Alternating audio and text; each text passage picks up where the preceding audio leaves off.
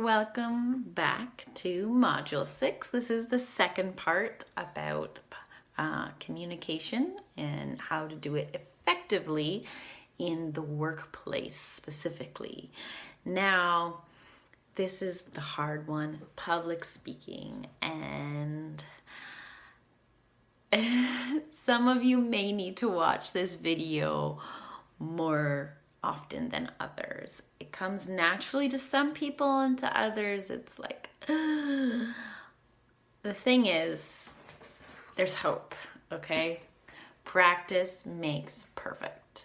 And while it is a sad, grim truth, there's no other way to become good at public speaking than to just do it, right? Back to the Nike thing, do it.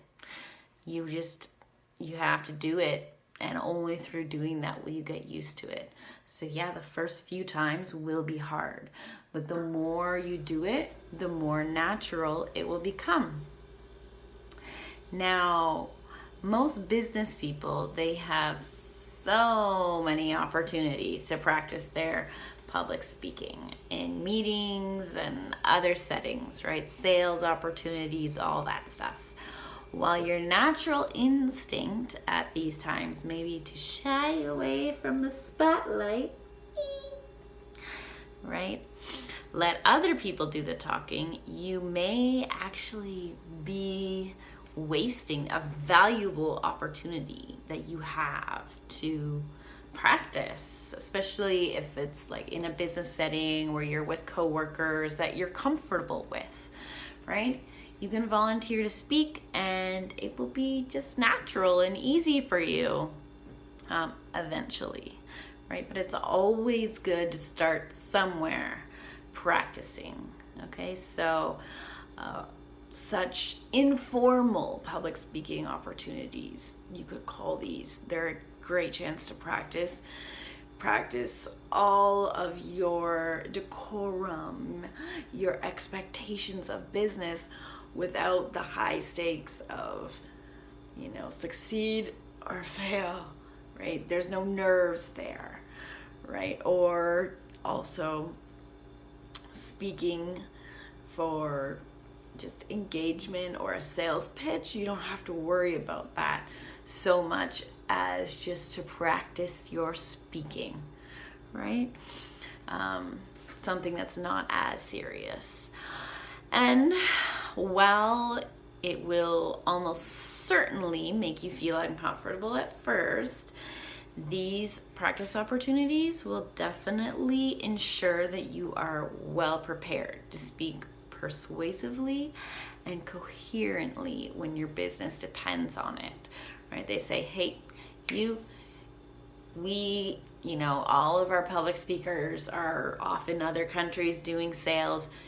You need to go to that place because we have no one else.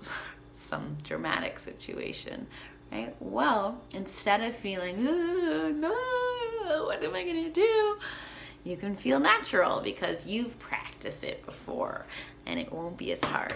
Trust me, with each time it gets easier and easier and easier. Now, the thing is, practice makes perfect, yes, but prep does not make perfect, unfortunately. While it makes sense to plan ahead in business, the same is not necessarily true for public speaking. When you pre-write a speech, you tend to learn it word for word, right? Memorize every word to make sure you've got it. Then when you actually go to say the speech, it might be a bit too smooth or even like unnatural. So the result is kind of a, what are you doing? And this can give a casual audience the impression that you're hiding something or what's going on. And in addition to that, if you forget any part of your speech, well, then you won't know what to say, right? You'll be like,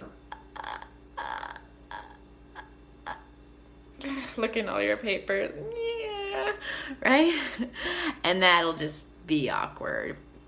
So a better approach is to get up and speak with just a simple outline, right? Or even better, no notes at all.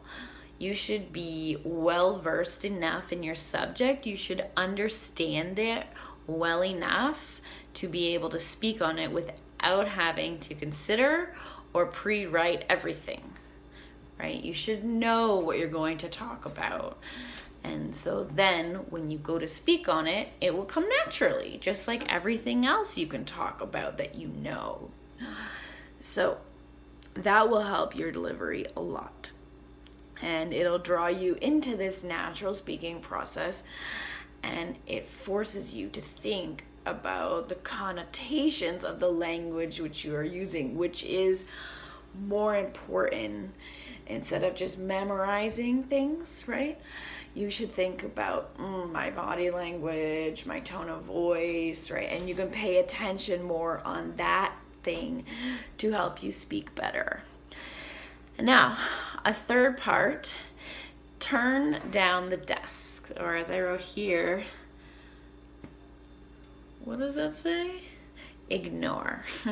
Ignore the pulpit. The pulpit is at a church what the speaker stands behind to do his speech. So you might have a podium in your office or in the classroom, or even just a small desk to sit at. It's always better to ignore that, right? And just stand in the open. Nothing in front of you, facing the audience, right? Being comfortable with them. And besides providing a place for speakers to organize their notes, podiums are just, they're there and they obscure, they hide your hand motions, and then they force you to be in one spot in the room, right? And remember that body language is our most important use of communication. It's the one everyone's watching. So if you're hiding your hands and your gestures, and you can only go to one spot and not cater to the rest of the audience that's over there, then it's bad, right? Your speech is not going to be as good as it could be. So use the full open room. Don't just stand behind something. Okay? So the thing is, speakers who talk without a podium, they capture the audience's full attention because they're in front of everyone. They're using eye contact. They don't have this thing in front of them. They are now the center of attention. I don't know if you want me to be in that position, but anyways, basically if you want people to listen to you better, this is what you should do. And while public speaking might seem like one of the more negative aspects, negative parts of your job, if you just keep practicing and get experience, it can be a huge benefit in your job, in negotiation, communication. As we said, number one, practice makes better. So the more practice you get, the better you will be. And this changes your presence from being a silent, little quiet person to being at your company's meetings as the kind of person who just can't wait to capture the audience's attention, and you have ideas and you know what you're talking about.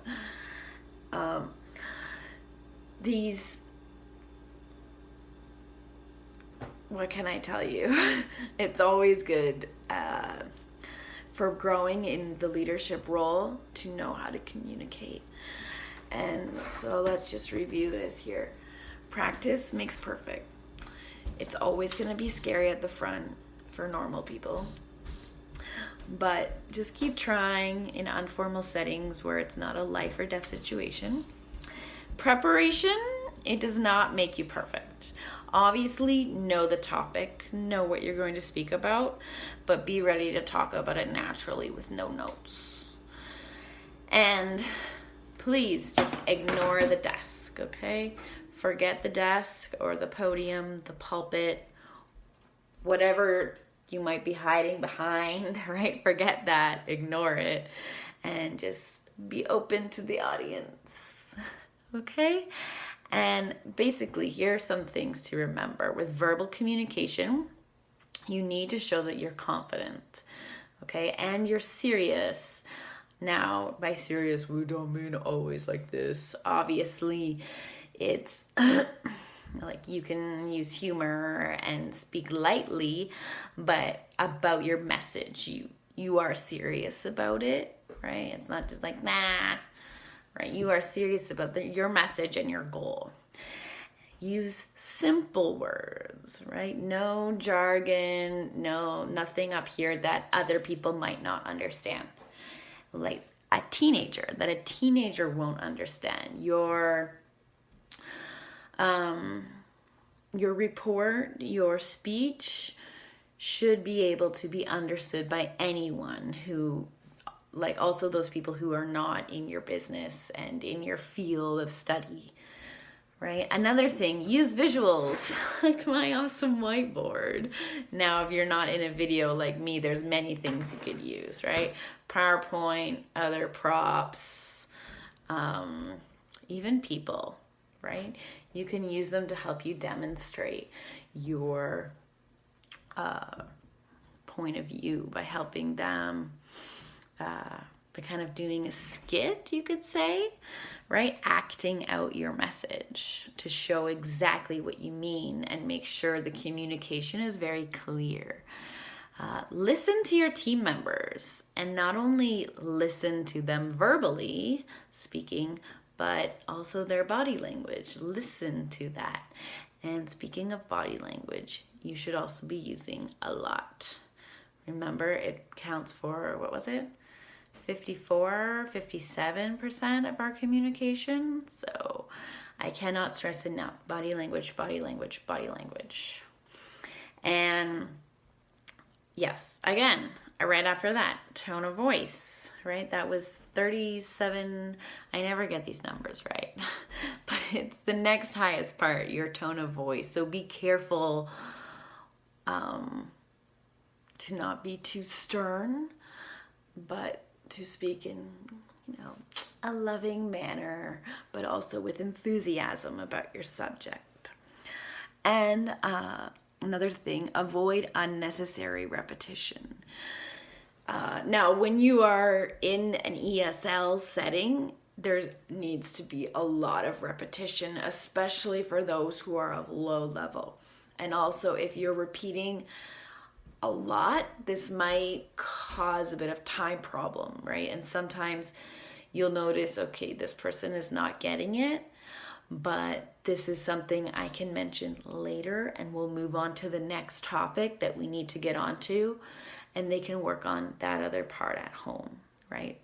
So you have to be timely and make sure you finish everything that you need to finish in that time. Okay, and then create a very receptive atmosphere, right? They should feel open to ask questions and speak and communicate to you, and not just like, be humorous. Sometimes it's hard, but there's always ways you can adapt and be articulate.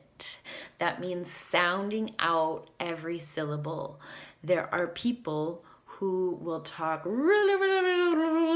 really fast, but if they speak articulately, even someone with low English can understand what they're saying, because they're not mumbling like this, and they're not, you need to really avoid mumbling. And if you're speaking really quickly, but you're not opening your mouth, then it's really hard to understand. You understand what I'm saying? I know maybe if your English is really good, you might understand what I'm saying, but I'm not really opening my mouth and I'm not really being articulate, so it's kind of a problem.